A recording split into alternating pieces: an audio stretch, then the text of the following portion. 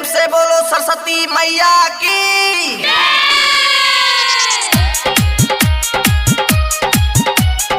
DJ Mitthu Raja Patsoni music by Riya studio Khagaria. चढ़ोते माघ में तू ससुरा से अइलही जाए खातिर मरे छही पूजा भी न कैलही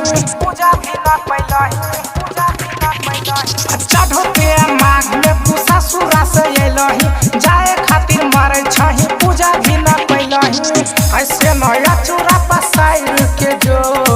ऐसे नया चूड़ा पसाइर के जो अइलही ता दियावा बारी के जो मासारो दे के आरती उतार के जो अइलही ता दियावा बारी के जो मासारो दे के आरती उतार के जो डीजे मिट्ठू राजा पटसोनी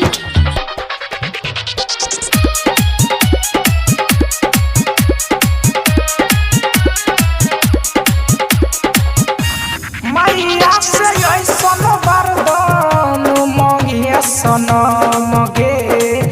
अगला जन्म के तोहरो रही हम बलम गे मैया से ऐसन वरदान मांगिए सनम गे अगला जन्म के तोहरो रही हम बलम गे मने हमर रानी काले जला पानी ऐसे न जियारा तू जाइर के जो ऐसे न जियारा तू जाइर के जो अइलही ता दियारा बारी के जो मासारो दे के आरती उतार के जो अइलही ता दियारा बारी के जो मासारो दे के आरती उतार के जो डीजे मिट्ठू राजा पटसोनी बोलो बोलो बीना वाली मैया की। ओरा साधियान लगा के जोरे दोनों हाथ गे अपना यार के बतिया हमने करे नहीं घात गे ओरा साधियान लगा के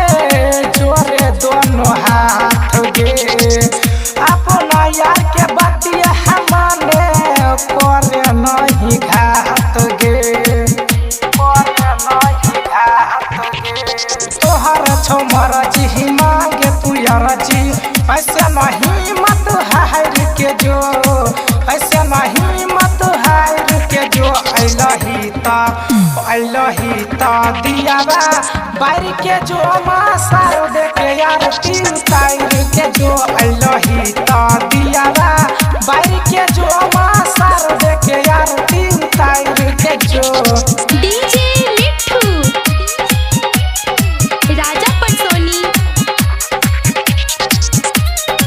music by Riya studio Khagaria. सरोजगिरी सुमंचन करै छ दुहाई मैनो जोगे बात होय तो तोहर भलाई लक्ष्मण रूपे सुप्रदीप करै छ दुहाई मैनो जोगे बात होय तो तोहर भलाई विद्यार्थी राहुल गे करे बात बोल गे राइटर रविंदर बाजी मार के जो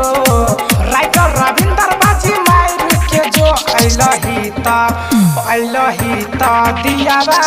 बारी के जो मासारो दे के आरती उतार के जो अइलही ता दियावा बारी के जो मासारो दे के आरती उतार के जो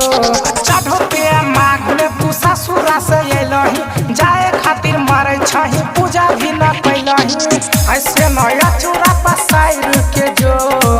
ऐसे नया चूड़ा पसाइर के जो अइलही ता अइलही त दियावा बारी के जो सारो देखे आरती उतार के जो अइलही त दियावा बारी के जो सारो देखे आरती उतार के जो music by Riya studio Khagaria.